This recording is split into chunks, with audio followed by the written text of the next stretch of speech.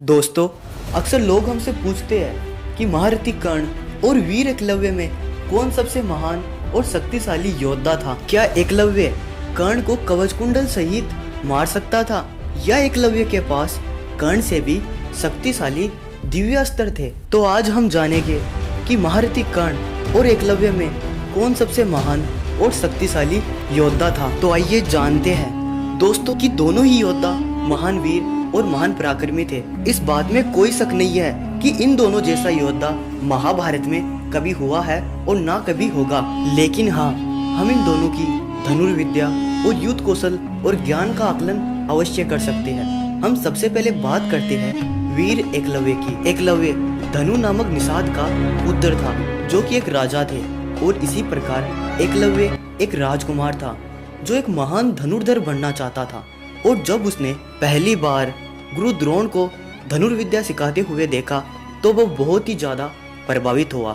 इसी कारण उसने गुरु द्रोण को मन ही मन में अपना गुरु मान लिया और गुरु द्रोण के पास जाकर कहा, हे गुरु, मैं आपसे धनुर्विद्या का ज्ञान प्राप्त करना चाहता हूँ। लेकिन एक निषाद का पुत्र होने के कारण गुरु द्रोण ने एकलव्य को धनुर्विद्या का ज्ञान देने से मना कर दिया। लेकिन एकलव्य तो गुरु द्रोण को मन ही मन अपना गुरु मान चुका था और वह फिर जंगल में जाकर गुरु द्रोण की प्रतिमा बनाई और उसी के सामने अपना अभ्यास करना शुरू किया। और उसके बाद समय बीतता गया और उसने अपने आप को एक महान धनुर्धर बना लिया। और यहाँ तक कहा जाता है कि उसने अर्जुन से पहली शब्द भेदी बाण चलाना तक सीख लिया था। और अब इसके बाद जब यह बात अर्जुन को पता चलती है तो अर्जुन दौड़ा दौड़ा गुरु द्रोण के पास जाता है और कहता है, हे गुरुदेव, आपने तो कहा था कि मैं दुनिया का सबसे सर्वश्रेष्ठ धनुर्धर बनूंगा, लेकिन आपका ये दूसरा शिष्य एकलव्य ये तो मुझसे भी ज्यादा सर्वश्रेष्ठ है।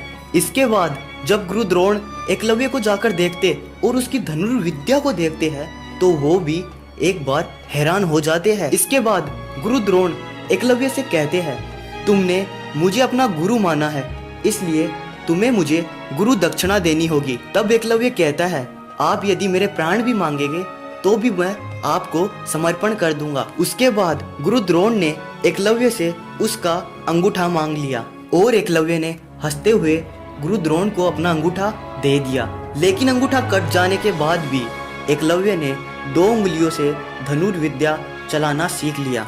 और अब इसके बाद एकलव्य छेदी नरेश जरासंध की सेना में सेनापति के रूप में शामिल हो जाता है। दोस्तों, जरासंध वही योद्धा है जिसके कारण स्वयं श्री कृष्ण को द्वारिका छोड़कर मथुरा जाना पड़ा और उस जरासंध ने एकलव्य को अपना सेनापति चुना था। तो एकलव्य कितना महान धनुर्धर होगा। अब जब जरासंध एकलव्य को लेकर श्री कृष्ण से युद्ध करने गया तो उस युद्ध क्षेत्र में एकलव्य के समान कोई धनुर्धर नहीं था। एकलव्य अपनी धनुर्विद्या से उस सेना को बुरी तरह घायल कर चुका था। अंत में एक भीषण संग्राम के बाद स्वयं श्री कृष्ण वहां आ जाते हैं और एकलव्य को अपने सुदर्शन चक्र से आखिरकार उन्हें मारना ही पड़ा। अब सोचिए, जिस योद्धा का वध स्वयं श्री कृष्ण को अपने सुदर्शन चक्र से करना पड़ा, वह योद्धा कितना महान और बलवान होगा। अब एकलव्य के वध के बाद श्री कृष्ण एक बार अर्जुन से कहते हैं, हे अर्जुन,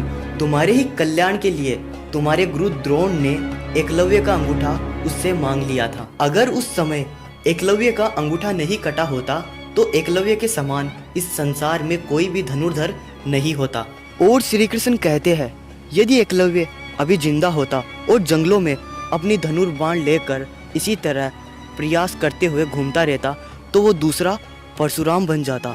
दोस्तों, जिस एकलव्य की तुलना भगवान श्री कृष्ण ने भगवान परशुराम से कर दी तो सोचिए वो योद्धा कितना बलवान है। अब बात करते हैं महारथी कर्ण की। कर्ण भगवान सूर्य नारायण का अंश था, इसलिए हम यह भी कह सकते हैं कि कर्ण एक देव पुत्र था और उनके गुरु स्वयं भगवान परशुराम जी थे। और कर्ण को अपने गुरु परशुराम जी पर बहुत ही ज्यादा निष्ठा थी और कर्ण ने अपने गुरु की बहुत ज्यादा सेवा की थी, जिससे प्रसन्न होकर गुरु परशुराम ने अपने परसों को छोड़कर कर्ण को हर एक दिव्य अस्त्र का ज्ञान दे दिया, जिसके अंतर्गत भगवान शिव और भगवान ब्रह्मदेव के सभी दिव्य अस्त्र शामिल थे।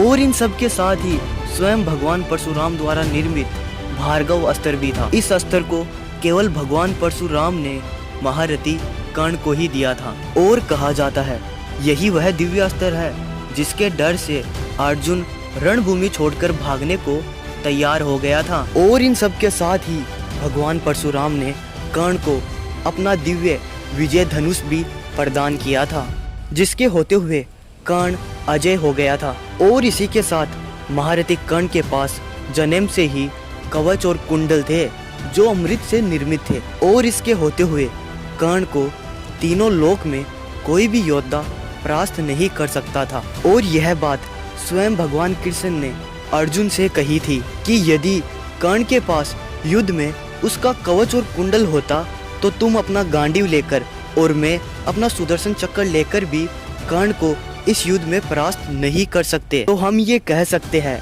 कि एकलव्य के अस्त्र भी कर्ण के कवच कुंडल के सामने फीके थे। और इन्हीं सब कारण देवराज इंद्र ने कर्ण से उसके कवच और कुंडल छीन लिए थे। और अब आप सोचिए कि महारथी कर्ण से इंद्रदेव कितना डरते और जलते थे और बार बार कर्ण के साथ ही देवताओं ने क्यों छल किया। इंद्रदेव के कारण ही कर्ण को पहले गुरु से श्राप मिला और फिर उनसे कवच और कुंडल छीन लिए। और भगवान श्री कृष्ण ने तो महाभारत के युद्ध के समय कर्ण पर अपनी माया तक का प्रयोग किया ताकि वो अर्जुन को नहीं मार सके। इसी कारण युद्ध से पहले कर्ण को बताया गया कि वो कुंती पुत्र है ताकि वो चाह के भी पांडवों का वध नहीं कर सके। इसके बाद स्वयं उनकी माता कुंती ने भी कर्ण से दान में अपने पांडवों के प्राण दान मांग लिए। और इन सब के बाद भी कर्ण को युद्ध में तब मारा गया जब वह नियत्ता था। उस अवस्था में अर्जुन ने कर्ण को मारा था। यदि इन सब तथ्यों को देखें तो महारथी कर्ण एकलव्य से क्या अर्जुन से भी कई महान और कई शक्तिशाली योद्धा था। दोस्तों, आपका इस बारे में क्या विचार है?